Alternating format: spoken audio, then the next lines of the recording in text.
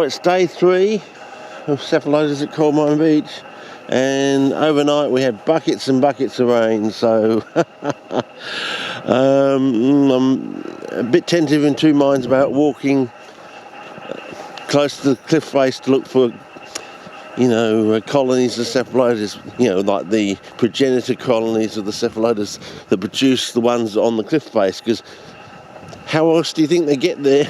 I know that Cephalotus seed can float in the air like Drosophila binata seed can float in the air. But I thought we'd go to the end of the track because we know that the two known colonies on the cliff face that we can see are roughly at the end of the track sort of thing. So I just walk you back up here and you can see the effect of the water, I suppose, compared to when we were. Yeah, plenty of glids here on the track. As I said, in a normal year, in my area of the woods, you get usually 2 cohorts.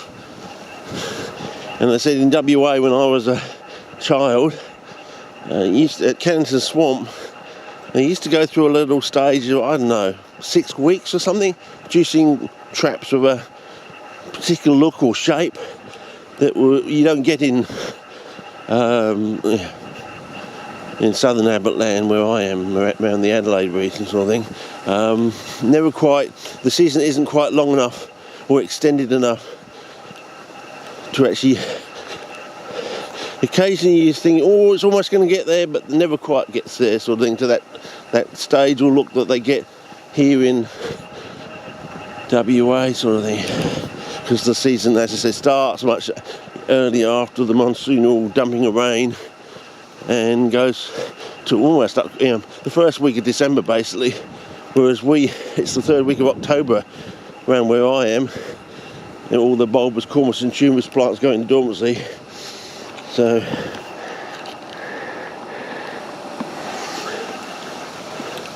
yeah, I know it's getting late in the season, fellas, but there's some nicer ones on the other side of the road, directly opposite where we cut in to start looking for the Cephalotus.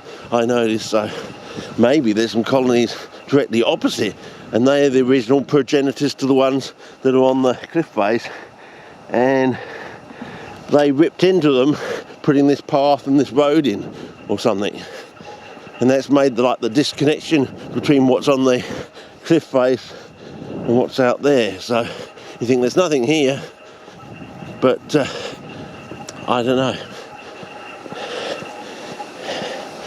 Yeah. So basically these Erythrorhizas seem to have filled the niche that Whittigeri does in my area, because Whittigeri is related, or appears to be related, to the Stolonifera group, whereas Profolia seems to be related to the Rosillar bulbosa group. So mainly because the grooves on the petiole sort of thing are related to grooves you find in certain species or subspecies of Stolonifera. They are very similar, if not somewhat identical. Now, I think that's where we went before, but I doubt. Looks still pretty stable. But it's quite windy, and I think I probably need my beanie. But I have got the sellotape over the speakers, so it might be a learning. And my camera doesn't do well in the rain, so I may have to put it back into the bag shortly if it does bucket down. We do have some clouds coming along.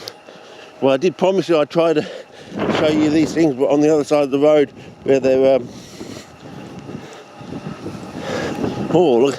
Yeah, do you remember I mentioned that the ones used to grow under the leaves were much larger at my place?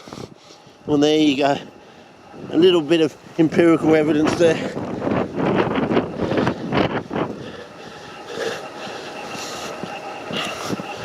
Yeah.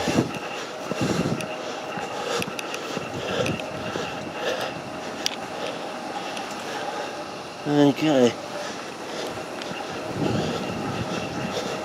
Yeah, it did seem quite a long walk actually.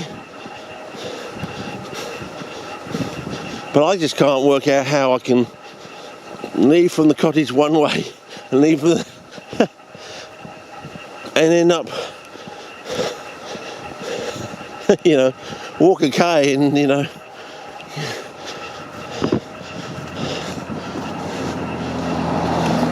I know Google Maps have admitted they're not strictly true with their maps and stuff,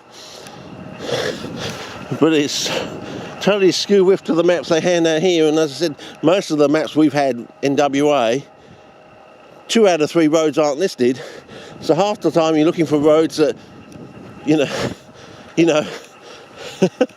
you're looking out the window, no, not that road, that's not listed, I can't find that on the map. Of course you can't find it on the map because it's not on the map, and by the time you've realised that the road that is on the map